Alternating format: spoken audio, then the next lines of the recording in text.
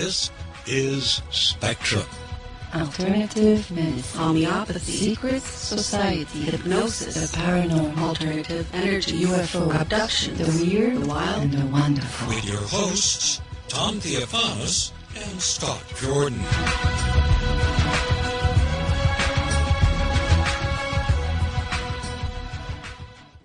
Hello, good evening, and welcome to the Spectrum Radio Network. I'm Scott Jordan, and remember, there's no such thing as too much information.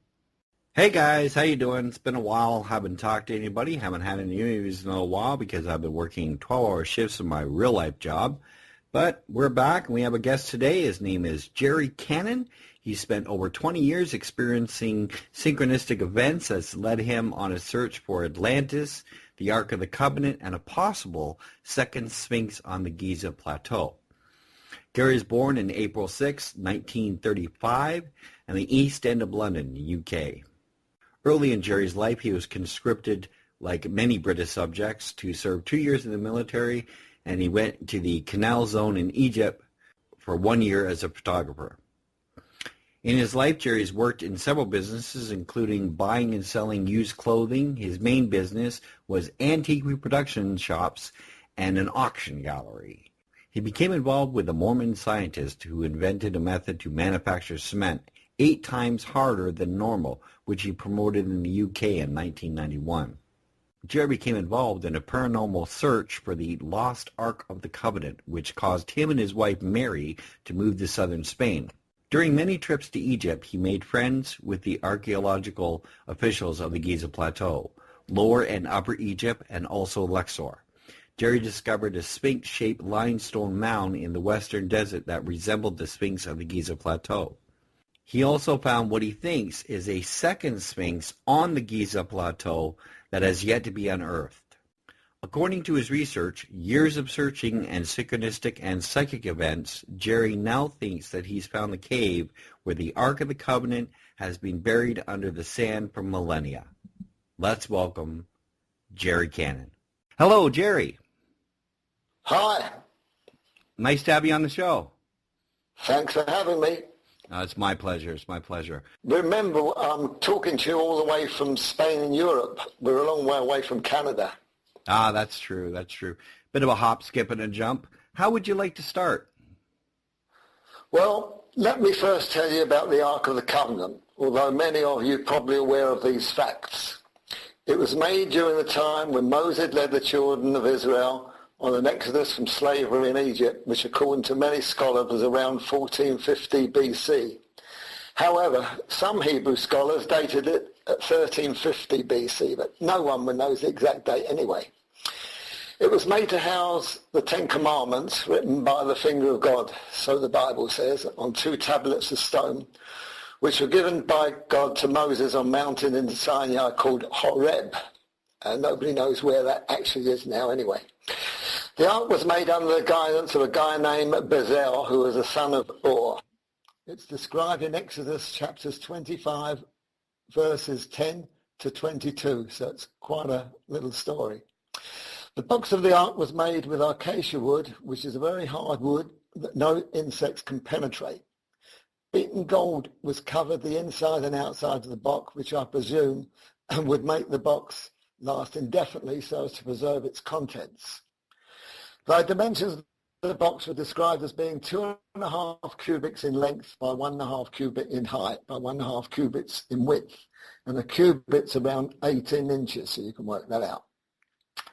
2 winged cherub figures of pure gold sat facing each other either side of the lid, which was known as the seat of God, with their tips of the wings touching each other. 2 pure gold rings were fixed either side of the box to support 2 poles, also made of acacia and coated with gold. 4 priests of the tribe of Levi were the ones that carried the box on their shoulders using these poles. They would have to travel, well, they were told to travel 200 cubits, which was 18 inches times 2,000, ahead of the Israelites so as they'd clear the way from any dangers or anything else that was around. No one really knows what the ark actually looks like, although many have drawn their interpretation of it, including me. Okay, what started you on this research path?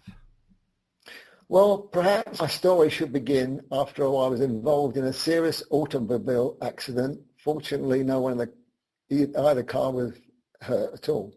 It happened in London in 1965 as I was crossing an intersection in a small road where there was no indication that shows the right of way. And the van crossed at the same time and both of the vehicles collided. My car rolled over a few times and I was not aware of any shock and it eventually smashed into a brick wall. The car was a total wreck of twisted metal and broken glass. In those days, seatbelts were unheard of in automobiles. Probably if I was wearing one, I probably wouldn't be here to tell the story.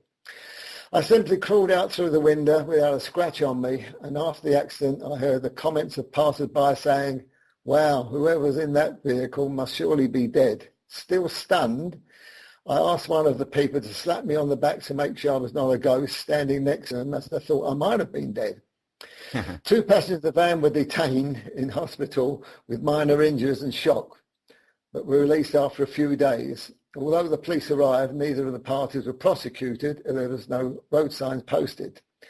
As the years went by, I started having many paranormal, unexplained situations, which I have to call experiences, unknown, whatever.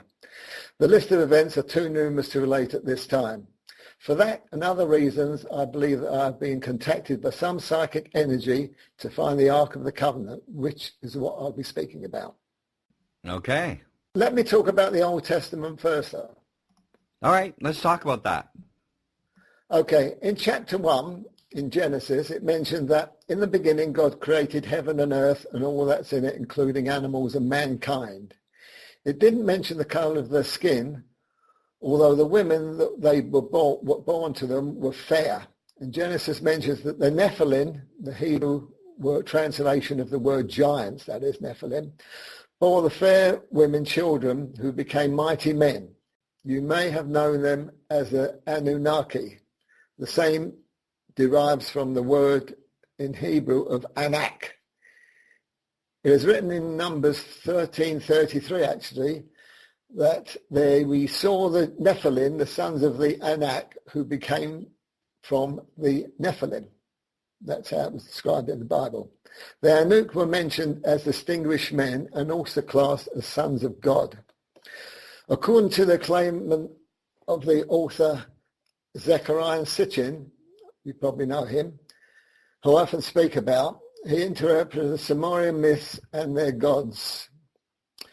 The Anunnaki were extraterrestrials according to his interpretations. They came from a planet in our solar system called Nibiru, Nibiru, which orbits the Earth.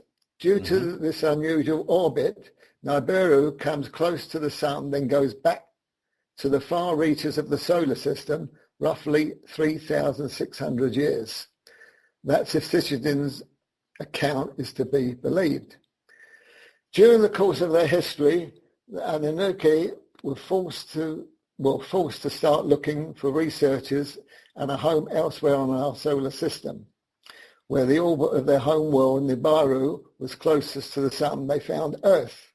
The Anunnaki decided that they wanted to lighten their labour load by creating a slave race, using an advanced knowledge of genetics that they combined with genetic material with that of primitive humans and man, and that's how man was born.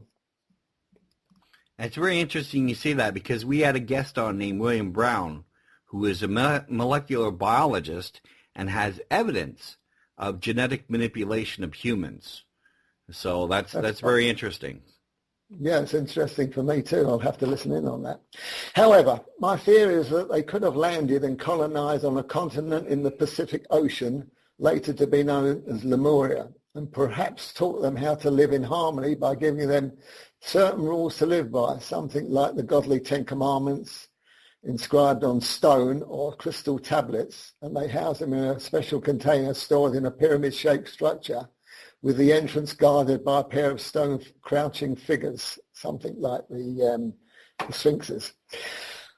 According to some belief, Lemuria had submerged under the sea by a gigantic tsunami, probably caused by a meteorite crashing into the sea. The survivors with their precious container headed in an easterly direction to another land in the Atlantic Ocean, which may have been called Atlantis. It's likely that they could have erected a copy of the pyramid they had in Lemuria to house the box. According to many theories, Atlantis submerged around 10,500 years ago by a catastrophe in the sea. For some reason, the survivor again headed in an easterly direction, taking their box with them, and landed at another specific location that we know in Egypt. And there they had their own technology where they could build the pyramids and house their sacred box. According to Genesis and many other religious teachers and writings, a great flood engulfed the Middle East. Apparently, the pyramids show signs that they were once underwater. That was by the investigations of a Dr. Robert Schoch of the Boston University and the Egyptologist John Anthony West, who I know quite well. Yeah. After wonder why these sophisticated technologies of building the pyramids and no doubt many other gigantic monuments have lost, and no one really knows how they were erected. Maybe the descendants of the giants felt they had enough of planet Earth after so many disasters and fled back to their own planet, but didn't have time to take their precious box with them. A chapter in Exodus tells us that a man named Moses brought the same slave children of Israel out of bondage from Egypt. According to some renowned researchers, that happened around 1450 BC, but still we don't know exact dates. The reason why they were called the children of Israel, which a lot of you might not know, and the country so named, was because Isaac, son of Jacob, had changed his name to Israel when he wrestled with a paranormal figure who said, quoted in Genesis chapter 32, verse 28, "Your name shall no longer be called Jacob, but Israel, for you have struggled with God and with men, and you have prevailed." And in Genesis 32:30 it says, "So Jacob called the name of the place Peniel, for I have seen God face to face, and my life is preserved." So the pineal gland is actually a pine-shaped gland about the size of a grain of rice connected to the brain. It's also known as the psychic third eye. You've probably heard that as well. Yeah. According to my research, the pineal gland is in an upright position when one is born and travels in different positions during one's life, but it moves to an upright position when one dies. It's quite unusual. My theory is that it acts like some sort of an antenna when it's in an upright position, picking up some sort of invisible radio-like waves and converting the brain into thoughts. In other words, and when a psychic can tell you accurately about your past, there's a good chance that the things what he tells in the future can probably be correct. Why is it some psychic can tell accurate events that happened in the past and inaccurate to others? Perhaps the psychic's pineal gland within an upright position or some other position when he did the reading. Okay, so it's possible, what you're saying is it's possible that if a psychic's basically tuning into you, that wherever the position your pineal gland is in your life may line up to where theirs is on their life, and that's why they can read you so well, is because they're tuning into you. That frequency is open and the communication can occur. Yeah, something like that. Okay, go ahead. Okay, anyway, let's get back to the Exodus. If Moses was brought up by Pharaoh's daughter, then he would have certainly been educated and he would have known more about the pyramids than we know today and probably aware of chambers that are now hidden and perhaps the box of records that the giants had stored within. He would have also known the geography of the land. 3 verses in Exodus mentions that the children of Israel must bring out gold jewelry when they leave Egypt. And why the hell would they need that? Surely more essential things would be food and weapons to